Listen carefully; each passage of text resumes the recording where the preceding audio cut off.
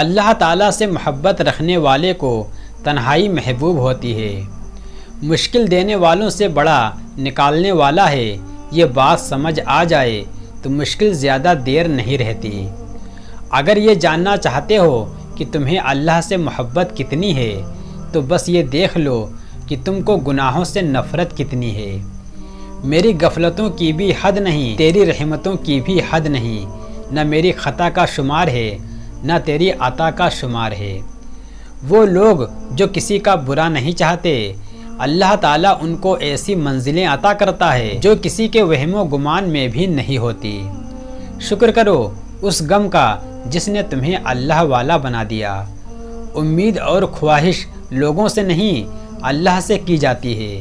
دل کی سختی یہ ہے کہ تجھے ڈرامے تو رلا دیتے ہیں لیکن قرآن کی تلاوت نہیں رلاتی۔ میں تو اس قابل بھی نہیں تھا جتنا کہ میرے اللہ نے مجھے دیا ہے۔ فاصلہ عشق کی شدت کو بڑھا دیتا ہے، اس لیے کعبہ مدینہ سے الگ رکھا ہے۔ صرف اللہ ہی ہے جس پہ امید رکھو تو اندھیرے میں بھی راستہ نکل آتا ہے۔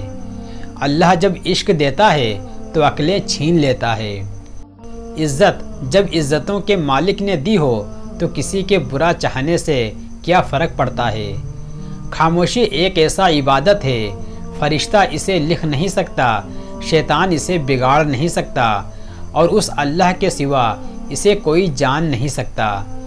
جس دن تمہیں پتہ چل جائے کہ جو کام تمہاری مرضی سے نہیں ہوتے ان میں تمہارے لیے کتنی بہتری ہوتی ہے تو اس دن تمہاری ساری بے سکونی ختم ہو جائے گی۔ سجدہ کرتے وقت یہ سوچا کرو کہ تم سے بڑا گنہگار کوئی نہیں اور اللہ سے مہربان کوئی نہیں۔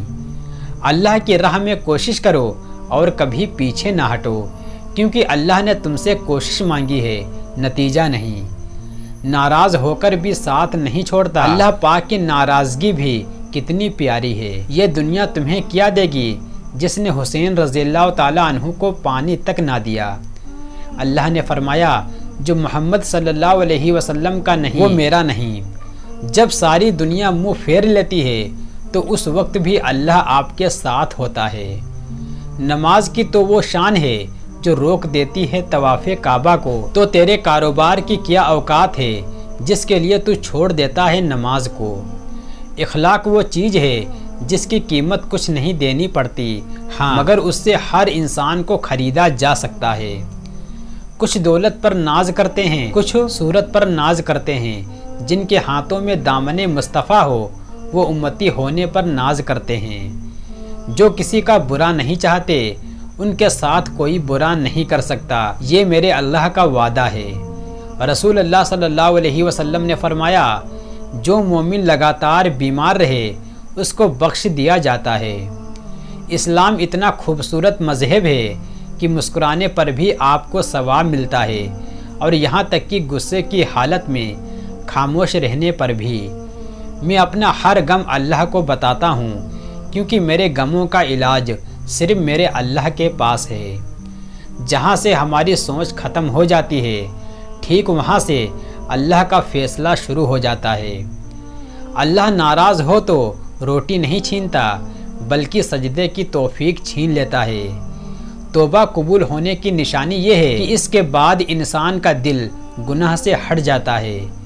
باپ کے سامنے اونچا نہ بولنا ورنہ اللہ تعالیٰ تم کو نیچا کر دے گا۔ اللہ سے جب بھی مانگو تو اپنی اوقات کے مطابق نہیں بلکہ اللہ کی شان کے مطابق مانگو۔ قرآن پڑھتے ہوئے ایسا لگ رہا ہوتا ہے کہ جیسے وہ دلاسا دے رہا ہو کہ میں ہوں نا تمہارے ساتھ۔ گناہ پر ندامت گناہ کو مٹا دیتی ہے، نیکی پر غرور نیکی کو تباہ کر دیتا ہے۔ جو ذات رات کو درختوں پر بیٹھے پرندوں کو نیند میں گرنے نہیں دیتی وہ ذات انسان کو کیسے بے یارو مددگار چھوڑ سکتی ہے۔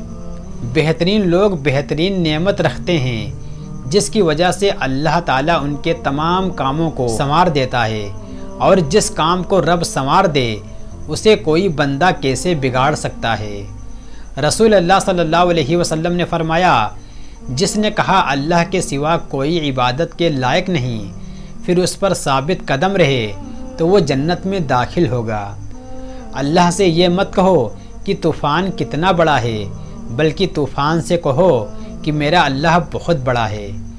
اس دن پر آنسو بہاؤ جو تم نے بغیر نیکی کے گزار دیا۔ حضرت علی رضی اللہ تعالیٰ عنہ کا فرمان ہے، جو سجدوں میں روتا ہے اسے تقدیر پر رونا نہیں پڑتا۔ دوسروں کو نصیحت کے پھول دیتے وقت خود اس کی خوشبو لینا نہ بھولیں۔ حضرت علی رضی اللہ تعالیٰ عنہ کا فرمان ہے، آج کا انسان دولت کو خوش نصیبی سمجھتا ہے اور وہیں اس کی بد نصیبی کا ثبوت ہے۔ توبہ کا خیال خوش بختی کی علامت ہے، کیونکہ جو اپنے گناہ کو گناہ نہ سمجھے وہ بڑا بد قسمت ہے۔ ممکن ناممکن تو ہماری سوچ میں ہے، اللہ کے لیے تو سب ممکن ہے۔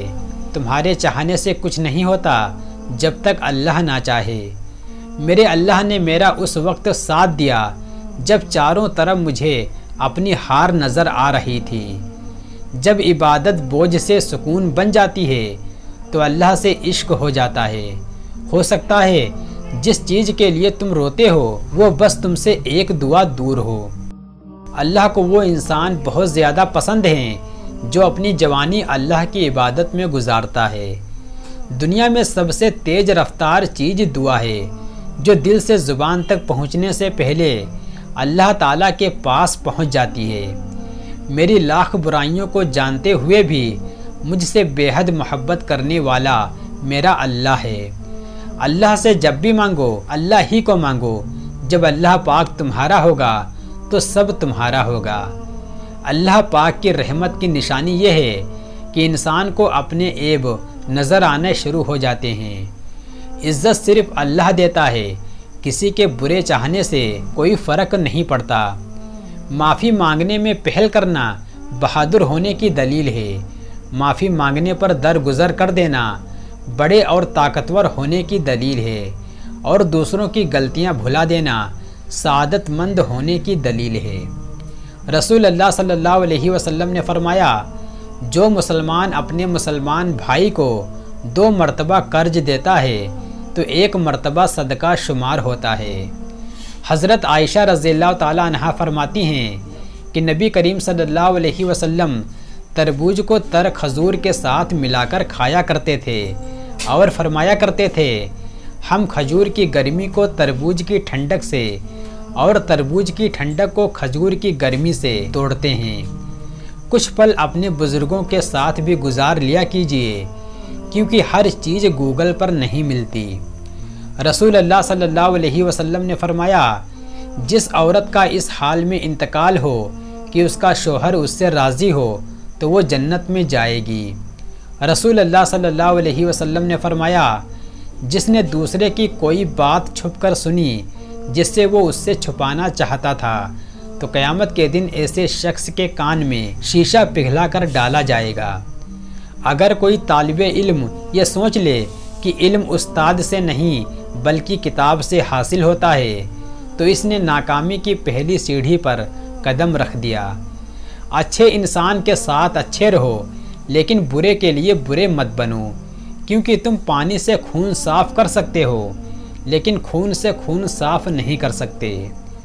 جسے ماں باپ کی بات کی سمجھ نہیں آتی اس کو زمانہ بہت اچھے سے سمجھا دیتا ہے۔